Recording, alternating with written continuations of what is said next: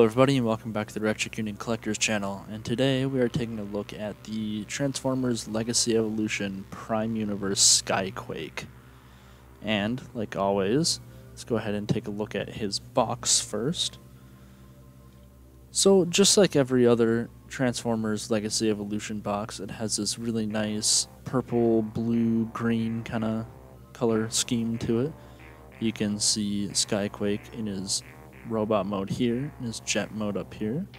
Got Prime Universe Skyquake there. On this side you have a close-up of his head and a little piece of art of him in his jet mode. On the top there is his QR code if you want to scan that. On this side you just have that Legacy Evolution art. On the back here you can see him in his robot mode and his jet mode. And down here, he does have compatibility with the Legacy Evolution Needle Nose. And up here is his Evo Fusion gimmick. Very cool. Very cool. And the Evo Fusion gimmick is, it's just a picture of his gun, but I'm pretty sure it's the fact that the sword stores in the gun. But it's not really explained. Very cool. We can go ahead and get this box out of here though. And we can bring Skyquake back in here. So now, I have never watched all of Transformers Prime, so I don't really know much about this character. I do know that he looks very cool, and this toy actually looks a lot like the G1 toy, just primified. It's almost the opposite of what they've been doing with some of the Legacy Prime Universe stuff. A lot of that, it's like it has the idea of the Prime figure, but in a G1 look. This guy, I almost see it the opposite way. This is the G1 figure made to look like Prime, and it's got the Prime color scheme and everything. But very cool.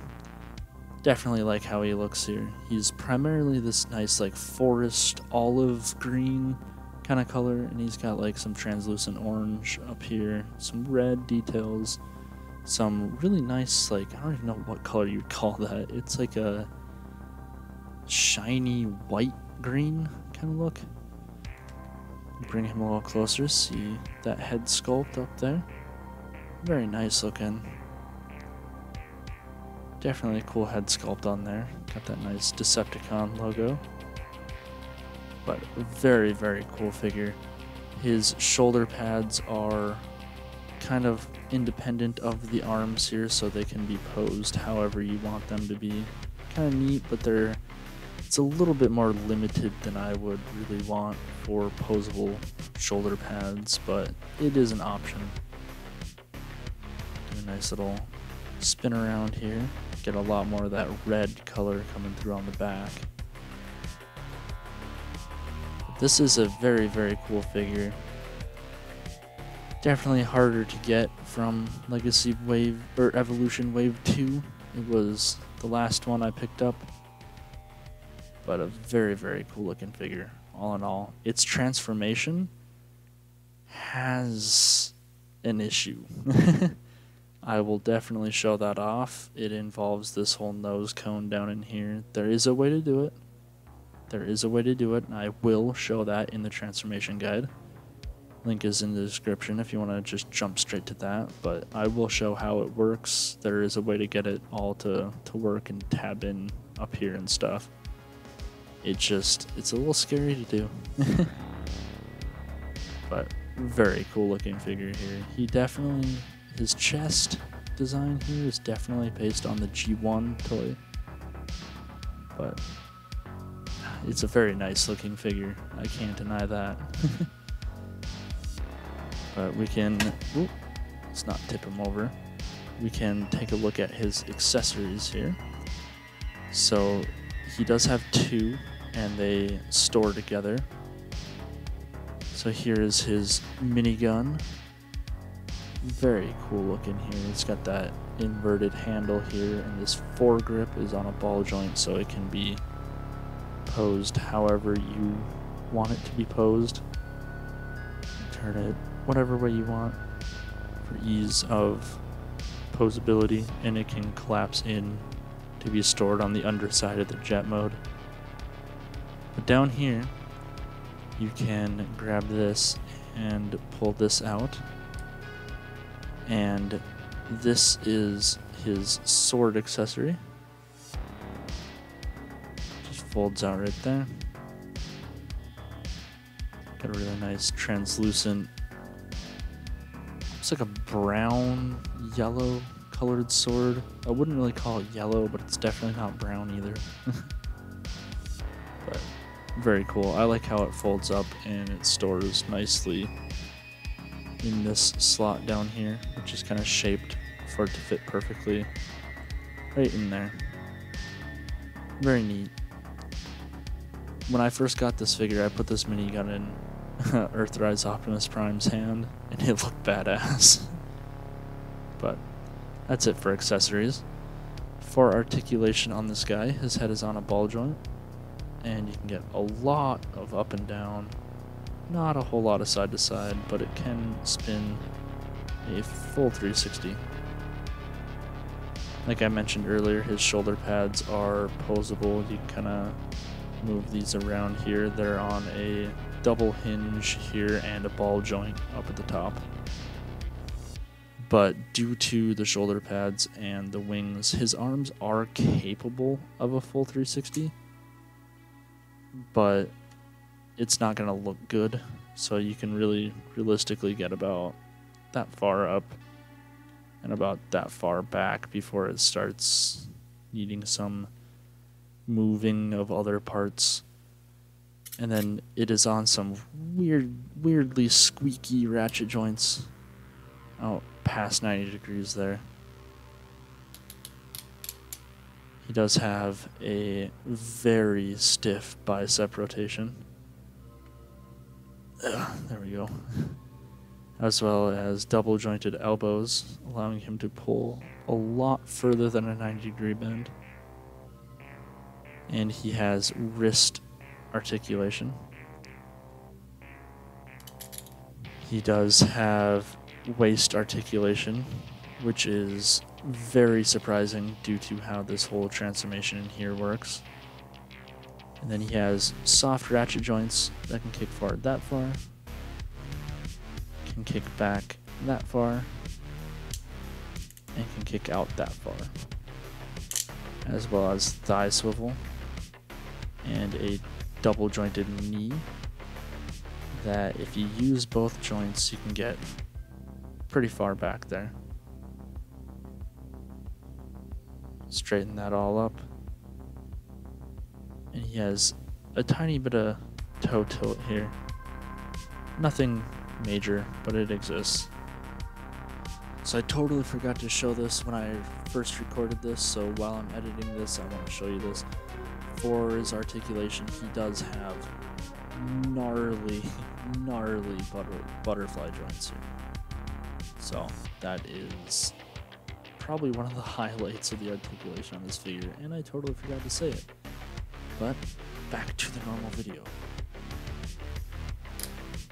But all in all, for as big as this guy is, he's fairly well articulated, I would say. Gotta get him to stand. But pretty good articulation on him. We can get some size comparisons real quick. So here's Legacy, ooh, and he tipped. Here's Legacy Evolution Prime Skyquake, and here is Generation Select's GS01 Combat Megatron. So he's a fairly decent sized leader class figure, and this is a Voyager. Also pretty good size for a Voyager, I will add. Get his feet right there. Get him out of here, and we can grab one of his wave mates. This is the deluxe class animated Prowl. So definitely a big guy. Get him out of here, and we can go ahead and get Skyquake transformed. And like I said earlier, this transformation is weird. I will definitely show off how I do it in the guide, Got his link down in the description as well as right up here. But this chunk in here, it's weird to do, that's for sure. But go ahead and check that out if you're having troubles with it, and we can return in his jet mode. And here we have the Legacy Evolution Prime Skyquake in his jet mode. And this figure actually comes packaged in jet mode, so this is what you'll see when you first take him out of the box. But very cool looking. It's definitely like a futuristic looking fighter jet here. Got a lot of that nice forest olivey green color, a little bit more of that translucent orange, and a lot more of that nice red color to kind of accent it. But it looks very nice. Very sleek looking, not a whole lot of kibble hanging off the bottom, which is nice. He does have 3 points of landing gear, 2 in the back and 1 in the front, and he does sit off the ground nicely. Very cool. His cockpit does open, revealing 2 pilot chairs in there. And you can take his gun, let's see here, you can take his gun and you can fold it up and you can kind of store it pegged in right here. Just like that. So kind of get some firepower going down there. Very cool. Fold that up. Very cool looking jet. I do like this a lot. And the back of the box shows this off. I do not have Needle Nose handy at the moment, but he does have these 2 tabs up here that Needle Nose can actually peg into at the top. And that is, in some ways, to mimic his G1 toy gimmick. He was a G1, or like Euro G1 Predator, which was a whole like subclass of Decepticons that could all peg together, and they had like a tube that you could look down, and when you put different figures on the top, the picture inside the tube would change. I don't know a whole lot about that, but it sounds very, very interesting. But there is no tube to look down, it's just he can have smaller jets peg on top of him, which is neat for sure. But very cool looking jet mode. For a couple quick size comparisons, here we have Legacy Evolution Skyquake, and here we have Legacy Skids. So as you can see, he's a pretty big jet. He's got a pretty decent amount of length and width to him. He's also fairly heavy. So you can kind of see the height difference. Get Skids out of here. And here we have the Siege Refractor Reconnaissance 3-pack in camera mode. Let's see. I can hold it up like that, I guess. Kind of see how that looks. So this is the Siege Refractor, excuse me. 3 of them combined into a camera.